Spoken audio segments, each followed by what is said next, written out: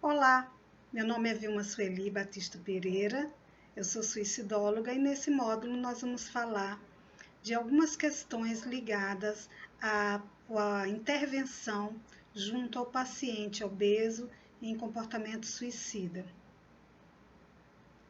Nós devemos lembrar que as pessoas obesas que vêm procurar ajuda porque desenvolveram um comportamento suicida são pessoas, antes de tudo, que estão com problemas em relação à autoimagem, em relação ao próprio corpo, têm um histórico de rejeições, de sofrimento, porque a ideação suicida ela é uma construção. Muitas vezes é a construção de uma vida. Então, ela não se dilui rapidamente, assim como ela não se instala rapidamente, ok? É possível que a gente encontre pessoas frequentemente atormentadas por algumas crenças intermediárias de desamor, de desamparo, de desvalia, de personalização. A personalização é no sentido de que tudo que acontece de ruim é por causa dela. Se a família vai mal financeiramente é por causa dela que não contribui suficiente. Se não consegue se relacionar com ninguém é culpa dela porque ela é que é feia, inadequada, desajeitada. Então, essas crenças intermediárias, sobretudo essas que eu falei anteriormente, elas são muito frequentes nos pacientes com obesidade. É preciso que a gente inclua também os pacientes que passaram pela cirurgia bariátrica. Seja qual for a técnica cirúrgica utilizada, quando se pensa em redução da quantidade de alimento que tem que ser ingerido, a gente pensa em sofrimento, né?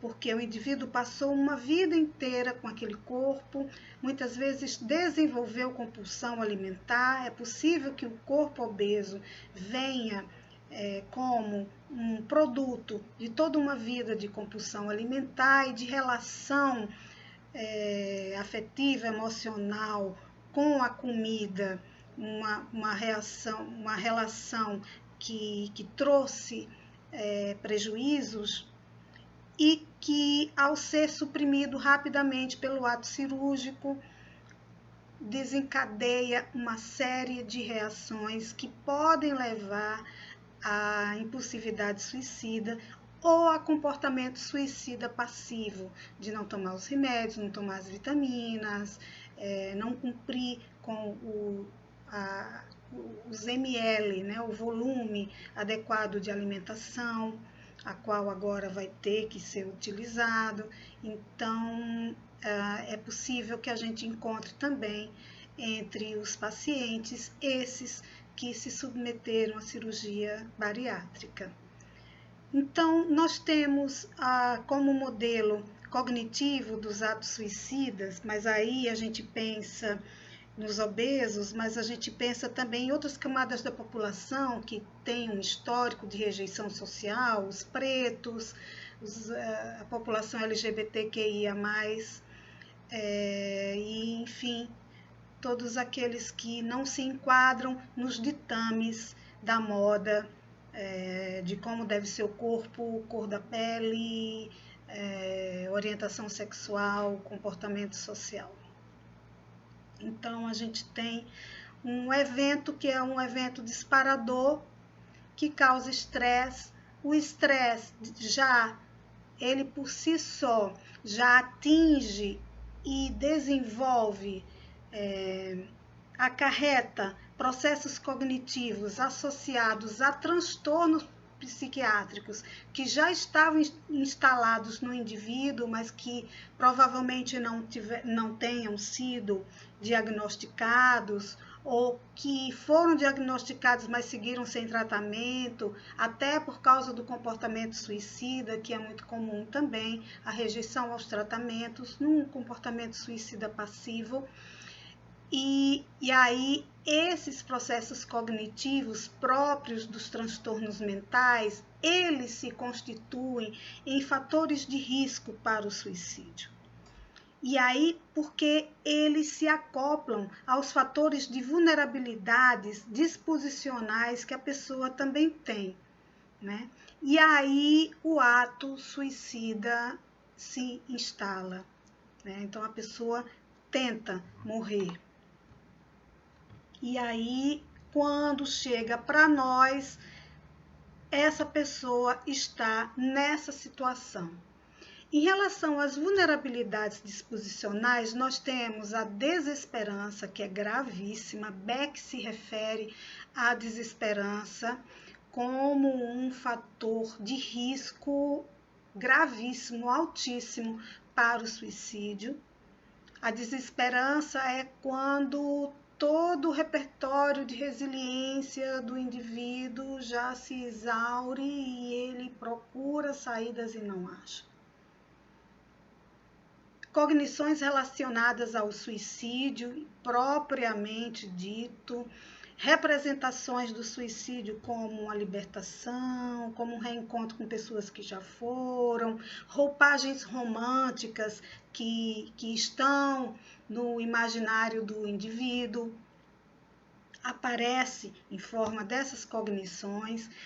O indivíduo que tem impulsividade aumentada, né? Tem pessoas que são impulsivas, então as pessoas que são impulsivas, elas são mais vulneráveis ao comportamento suicida, porque tem uma dificuldade maior, né, um pouquinho mais acentuada, de antecipar consequências, ponderar sobre os acontecimentos, ter uma postura um pouco mais racional diante daquilo que ocorre.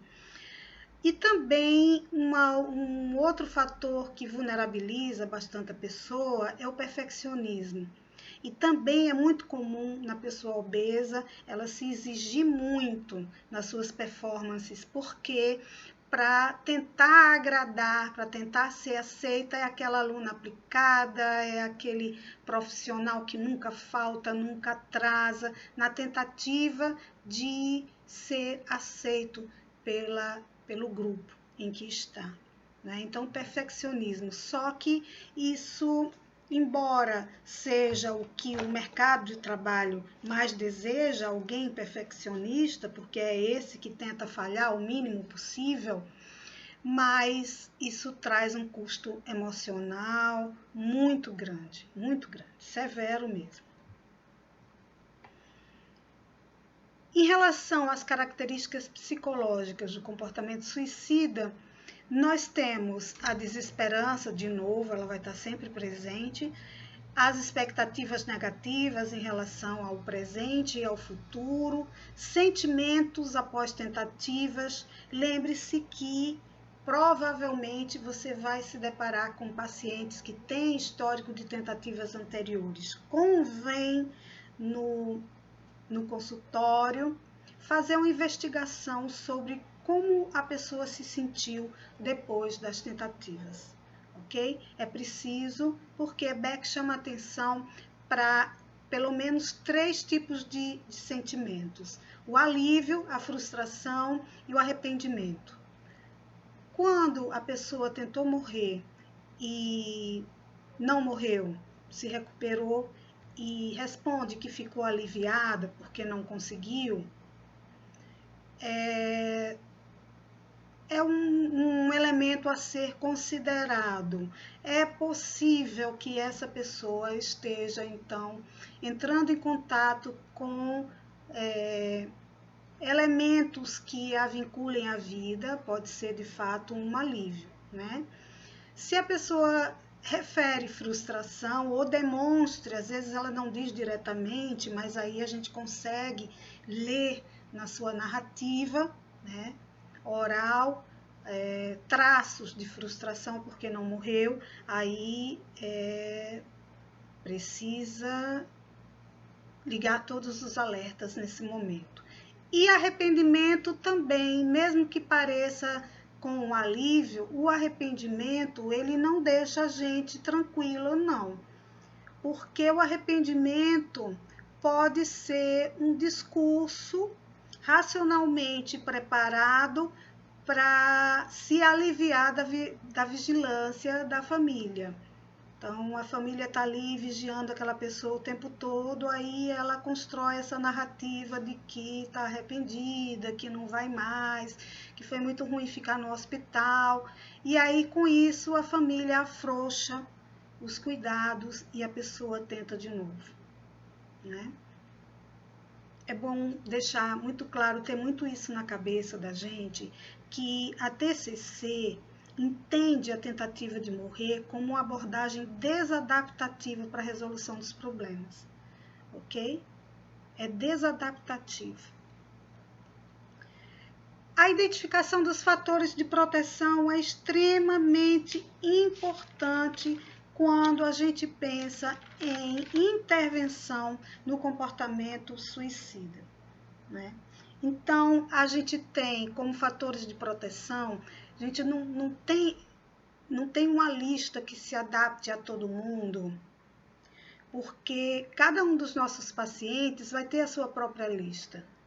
Tem pessoas que se sentem ligados à vida ainda por causa de um parente idoso que mora em casa, enquanto para outras pessoas ter um parente idoso morando em casa pode ser um fator de risco, por estar muito cansado, por estar o tempo todo atendendo às demandas daquele parente idoso. Percebe? Então, os fatores de proteção, eles são subjetivos, são individuais. Mas nós temos alguns aqui para sugerir. Uma rede de apoio social e familiar, a possibilidade de encontrar razões para viver, né? Então, a capacidade de refletir sobre a própria vida, participação em grupos e comunidades, então, grupos de atividades prazerosas, grupos de conversas, grupos religiosos, a questão do desenvolvimento da espiritualidade, seja ela qual for, pode vincular bastante a pessoa à vida. Representatividade, então, ter amigos, amigas que também tenham a condição de obesidade, flexibilidade cognitiva, então aquela pessoa que aceita conselhos, aquela pessoa que pensa naquilo que é falado, que se deixa intervir pela presença do outro, pela fala do outro, pelos questionamentos do outro, são pessoas que podem se vincular de novo à vida um pouco mais fácil do que aquelas pessoas que se mostram um pouco mais restritivas.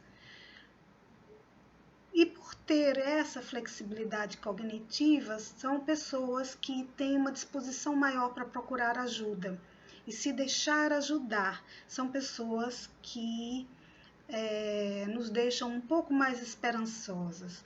Capacidade de avaliar a realidade também, capacidade de dar um passo atrás, observar o que está acontecendo, tentar não julgar o que está acontecendo e principalmente não personalizar o que está acontecendo, porque pode ser algo que não tem nada a ver com a pessoa, né?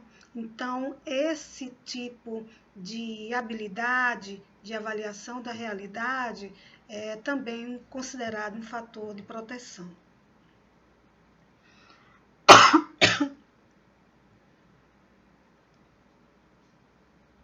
Mas não se trata só de questões individuais, nós vivemos em sociedade. Então, há questões estruturais e políticas que precisam ser vistas também. Quando nós dizemos para os nossos pacientes, quem sabe você poderia, como plano de ação, começar a fazer caminhadas na sua rua ou frequentar a academia do bairro. Lá você poderá conhecer outras pessoas, fazer novas amizades, se distrair e fazer o exercício, né? Com poucos minutos de exercício, você já libera os hormônios que trazem bem-estar. Mas aí a pessoa chega na academia e é maltratada lá. Há uma lógica hegemônica de que quem entra na academia, principalmente aqueles que estão fora dos padrões estéticos de corpo, está lá porque quer emagrecer. Então, é como se nem precisasse perguntar à pessoa o que ela quer. Né? E muitas vezes a pessoa não quer emagrecer, ela quer ficar com um pouco mais de elasticidade, ela quer tonificar um pouco a musculatura, ou ela quer melhorar a função cardiopulmonar, né? Então, tem outras coisas para além da perda de peso. E pode ser que a perda de peso venha também, mas que venha dentro do pacote, né? Dentro daquelas decisões. E muitas vezes as pessoas que trabalham nas academias não recebem o treino adequado para essa abordagem de respeito para com as pessoas que vão lá. Então, termina sendo outro elemento disparador, né, ativador de crenças intermediárias que já existiam e que são então reforçadas e aparecem então reações ansiosas que podem levar à impulsividade e à tentativa de morrer por suicídio. É preciso então que a gente fomente na sociedade a cultura de desfocar a perda de peso para a liberdade da pessoa. Quando se trata de intervenção na fase aguda, então as ações devem estar focadas na ideação suicida propriamente dita. Estruturar a sessão de modo flexível, inclusive em termos de duração, fazer intervenções de forma direta, com o uso de estratégias, exercícios, plano de ação, plano de segurança. Fazer, então, algumas estratégias indiretas, como essa de estimular a pessoa a fazer exercícios, outra atividade externa, em grupo ou individual mesmo, com que a pessoa possa contar para se distrair um pouco mais e para se sentir um pouco mais efetiva no seu dia a dia. Observar as habilidades sociais da pessoa, como é que elas estão, preciso fazer uma checagem em relação a essas habilidades. Não esquecer de manter uma postura acolhedora, aberta, leve, não julgadora em hipótese alguma. Identificar os fatores de proteção e os fatores de risco e verificar quais são os fatores de risco que estão ali presentes no dia a dia da pessoa, né? A questão do sigilo é relativizada, né? Beck, inclusive, se coloca sobre isso, né? A questão do sigilo na ideação suicida, ela é uma questão que pode ser discutida entre você e o seu paciente.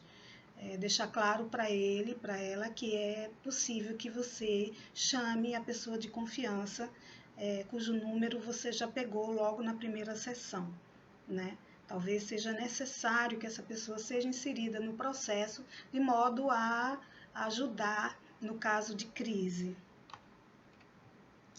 O plano de segurança é extremamente importante. Nós não temos um modelo de plano de segurança fechado.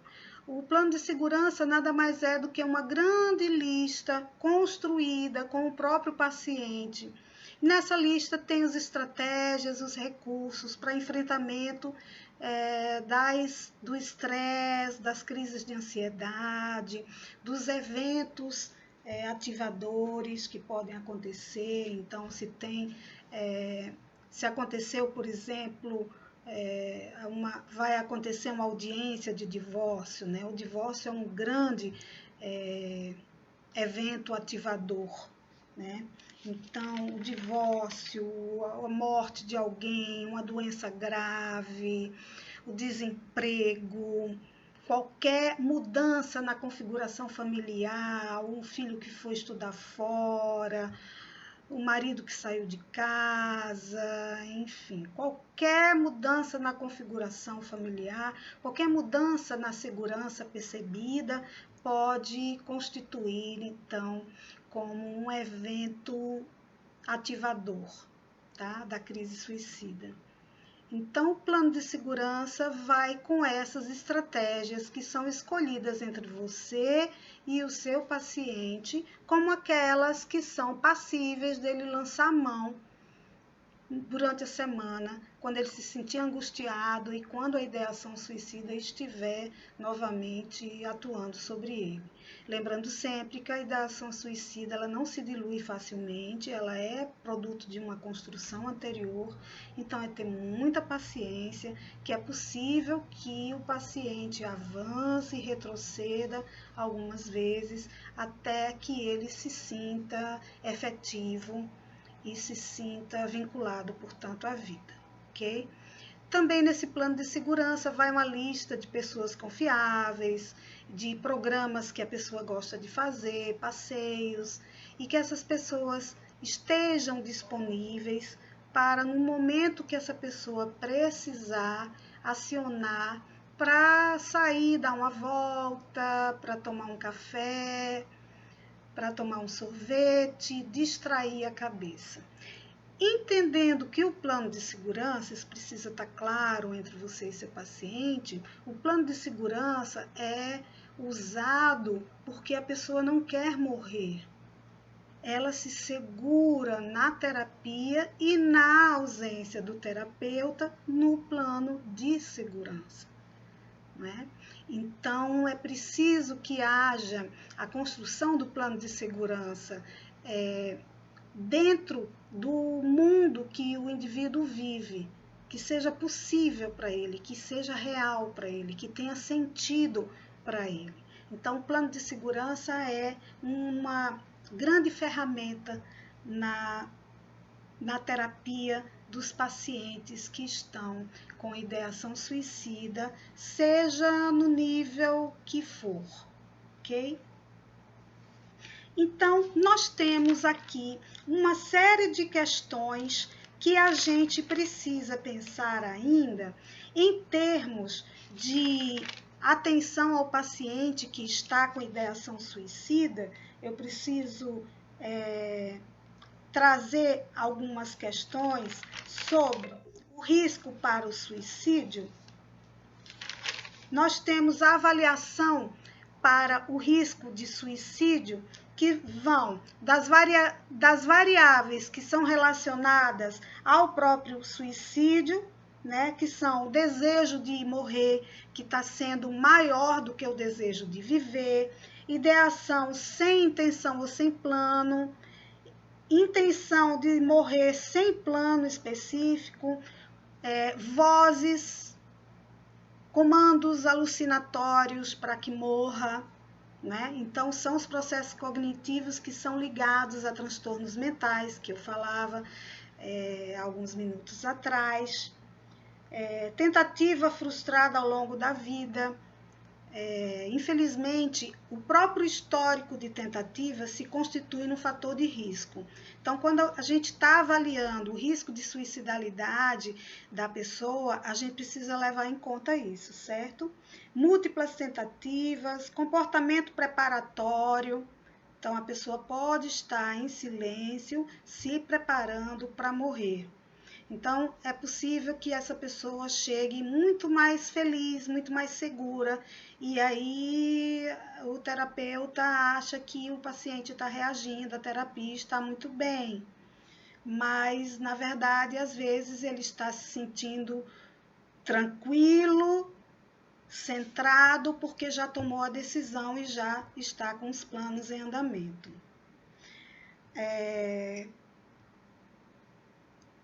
Comportamento autoagressivo não suicida, que são as autolesões. Então, essas são variáveis, ok? São variáveis, pode estar, pode não estar presente. São indicadores também de suicidalidade média alta.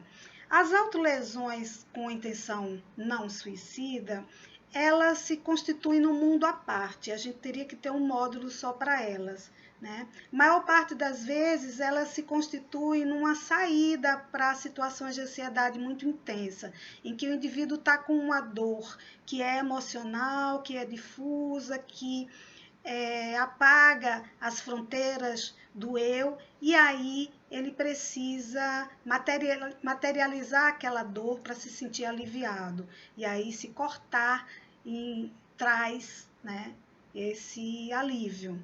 Embora depois o indivíduo sinta o efeito rebote de ter que cobrir aquela cicatriz, aquela situação, às vezes até ter que ser socorrido e passar por todo o constrangimento do atendimento hospitalar por causa das lesões, e isso se reverte num sofrimento ainda maior.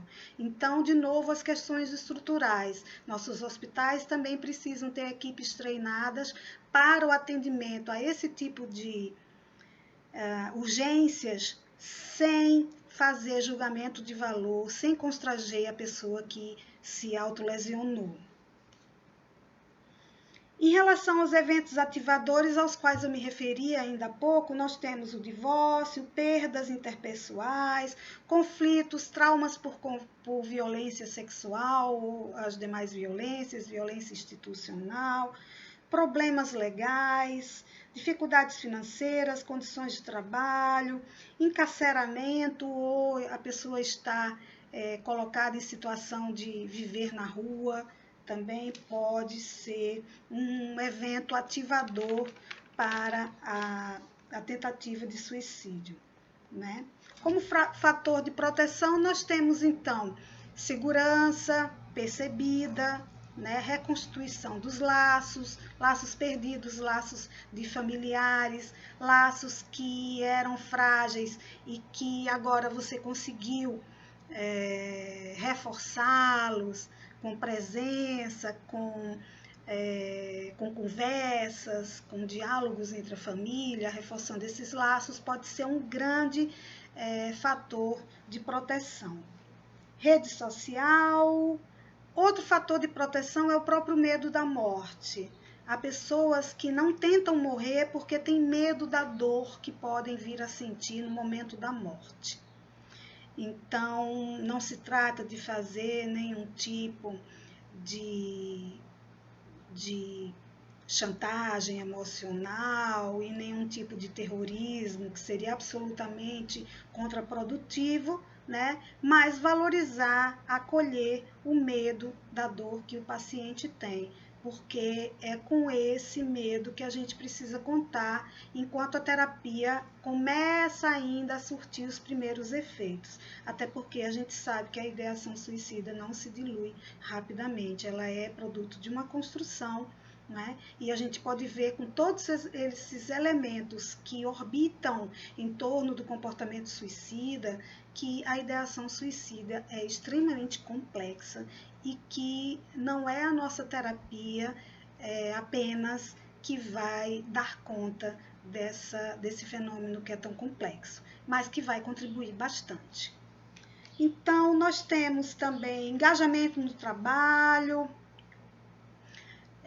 nós temos crenças ligadas à religiosidade, que são crenças moralizantes em relação ao suicídio, também pode ser um fator de proteção, né? O indivíduo pode pertencer a alguma religião, organização, agremiação religiosa, o que for, que condene o suicídio, e isso pode tirá-lo da rota de tentativas, pelo menos a curto prazo, né?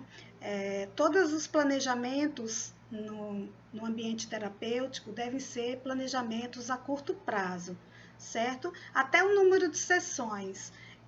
Os autores que eu consultei chamam de tempo razoável em torno de 14 sessões, ligadas à questão específica da ideação suicida, né? Mas isso, é claro, vai passar pelo crivo de quem está atendendo o paciente, né? Até porque é necessário até uma flexibilidade no tamanho das sessões. Um paciente que esteja em crise não vai sair da crise dentro dos 50 minutos da sessão. Então, é possível que seja necessário fazer mais uma meia sessão daqui a pouquíssimos dias, que a pessoa retorne e seja atendido, ou pode ser que no mesmo dia ela não possa ser liberada, porque ela ainda não se restabeleceu, ela não está ainda em condição de ficar sozinha. Aí seria o caso de chamar alguém da família para acompanhá-la até em casa. São, então, flexibilizações que a gente faz dentro, claro, dos preceitos legais da nossa profissão e dentro das necessidades de saúde dos nossos pacientes. Então, a gente tem como terapia cognitiva comportamental, a gente tem a estrutura da sessão, permanece a mesma estrutura que nós já conhecemos, né? Mas aí a gente tem alguns objetivos que são adicionais, mas que isso é variável, porque isso vai passando de acordo com o que os pacientes apresentam para nós, né? Então, verificar quais são os fatores de vulnerabilidade disposicional, por exemplo, dificuldade de resolver problema, dificuldade nas habilidades sociais, né? Transtornos psiquiátricos que eu já falava, abuso de substâncias psicoativas também são elementos que estão presentes nos quadros de ideação suicida e que precisa, então, ser colocado, ser posicionado dentro dos objetivos das sessões, né? Então, controle em relação a vícios, né? Selecionar estratégias de intervenção, quais seriam as estratégias mais úteis dentro do mundo e vida do indivíduo, conforme eu estava falando. Sempre fazer a avaliação do risco de suicídio é extremamente importante, né? Entender que é preciso fazer perguntas claras para o indivíduo que está ali. Então, se a pessoa está pensando em morrer, claramente, sem usar nenhuma figura de linguagem, nenhuma metáfora, né? Se tem vontade de morrer, se sente que a vida não vale a pena, fazer perguntas desse tipo. E aí também ajudá-lo a desenvolver quais seriam as melhores estratégias de enfrentamento, relaxamento, técnicas cognitivas de distração, memórias agradáveis a serem evocadas, né, nesses momentos de crise, atividade de alívio sensorial como banho quente, músicas calmantes, massagens, atividades desse tipo, o uso do gelo também, né, sobretudo nos locais, nos ambientes que são mais quentes, nas cidades que têm um clima mais quente, pode usar o gelo, né, aquelas técnicas de mergulho na água com gelo no rosto, né, e que promove aquela modificação fisiológica por causa dos estímulos que estão postos ali e que tiram o indivíduo daquele estado crescente de ansiedade, de tensão, e que ele já está entrando na fase impulsiva, que é a fase mais perigosa, porque durante o período impulsivo que o indivíduo tenta morrer. Então, aqui eu já vou repetir para vocês o desamparo, o desamor, o desvalor, como sendo as crenças centrais da pessoa que vem com um comportamento suicida, seja ela obesa ou não obesa, entendendo que os obesos vêm de um conflito muito grande com o próprio corpo e com o mundo que rechaça esse corpo, que é o corpo possível para eles. Então, daí a necessidade do acolhimento, porque pessoas que vêm com experiências desse tipo são pessoas que têm as crenças do desamparo, da desvalia e que precisa, então, desenvolver habilidades de enfrentamento, de autofortalecimento também, né? Em relação aos recursos sociais também, né? Geralmente as pessoas se sentem muito só, sobretudo aquelas que têm a crença do desamparo, têm a experiência sensorial do desamparo presente na sua história de vida, geralmente tem muitas dificuldades em estabelecer laços sociais. Então, cabe a nós também ajudá-los a desenvolver as habilidades necessárias para participar de atividades envolvendo outras pessoas e estabelecer laços de amizade, de interesses comuns, para que a pessoa se sinta um pouco mais segura, um pouco mais entusiasmada em continuar vivendo. São muitas as coisas que a gente pode fazer em relação ao indivíduo que aparece diante de nós com intenção de suicídio. É sempre bom a gente voltar às leituras, eu sugiro as leituras que estão postos lá no nosso plano de disciplina, e sugiro que durante as aulas se discuta bastante essas questões, porque muitas questões ligadas ao suicídio ainda estão por ser devidamente esclarecidas. Estamos diante de um fenômeno que é multifatorial, que é extremamente complexo, que sempre esteve presente na história da humanidade e que agora se constitui no século XXI como um dos problemas de saúde pública mais graves. E aqui nós temos também a obesidade patologizada no século XX como uma doença. E aí nós precisamos transitar entre a patologização e o aceite do corpo possível, o corpo obeso como possível e a dignidade que esse corpo obeso merece e que, de nossa parte, profissionais da psicologia, nós precisamos ampará-los nesse sentido. Desejo a todos e a todas bons estudos e me coloco sempre à disposição para as dúvidas que, porventura, aparecerem. Até mais!